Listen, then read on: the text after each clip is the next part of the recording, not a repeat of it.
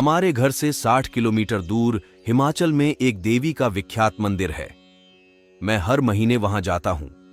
वहां जाने के दो रास्ते हैं, एक तो सीधे सड़क मार्ग से, दूसरे रास्ते में देश को एक अमूल्य धरोहर को पार करके जाना पड़ता है। जाना तो सड़क मार्ग से ही पड़ता है, पर उस दूसरे रास्ते पर एक विशाल प्रोजेक्ट होने के कारण काफी सुरक्षा रहती है। उस लगभग 13 किलोमीटर के रास्ते पर पुलिस का पहरा रहता है और सबसे पूछताछ और चेकिंग के बाद ही आगे जाने दिया जाता है। मैं दूसरे प्रोजेक्ट वाले रास्ते से साल में 1 या 2 बार जाता हूं। वहां अन्य लोग पिकनिक के लिए जाते रहते हैं। एक दिन मैं लगभग 5-6 महीने के अंतराल के बाद तथाकथित दूसरे रास्ते से जा रहा था। नाके पर मुझे रोका गया और अपना आधार कार्ड दिखाने को बोला गया, जो कि मेरे पास नहीं था। मैंने वहां उपस्थित 2 अधिकारियों, जिनके एक पुरुष और एक महिला थी, महिला से कहा कि आपको पहचान पत्र चाहिए, तो मेरा ड्राइविंग लाइसेंस मेरे पास है, आप उससे मेरा नाम पता आदि नोट कर सकती हैं।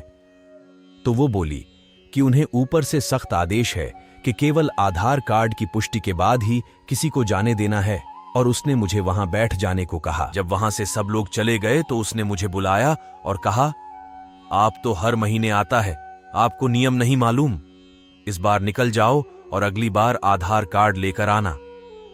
मैं हैरान था कि मैं 5 महीने बाद आ रहा हूं और इसने मुझे कैसे पहचान लिया, जबकि मेरे विचारानुसार मैंने उसे पहले कभी नहीं देखा था।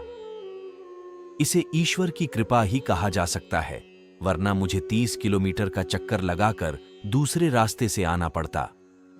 एक दिन रविवार शाम को मैंने अपने मित्र से अनुरोध किया कि चलो माता के दर्शन को चलते हैं। उसे कहा कि आज रविवार है और अपनी फैमिली को भी साथ ले चलते हैं। जब हम मंदिर के रास्ते में जा रहे थे तो रास्ते में बहुत भीड़ थी। मंदिर में जाकर देखा तो वहां पर हजारों की संख्या में संगत थी। मैंने अपने दोस्त और अपनी पत्नी को, जो कि दोनों नौकरी करते थे, कहा कि आज सारी रात नंबर नहीं आएगा और अपने मोबाइल से कि कल की छुट्टी ले लो। पर जैसे ही हमने मंदिर में प्रवेश किया, एक पुलिस वाला जाने कहां से आया और बोला कि हम लोग उसके साथ आएं, और वो हमें लाइन से हटाता हुआ सीधे मंदिर ले गया और हमने कुछ ही देर में दर्शन कर लिए।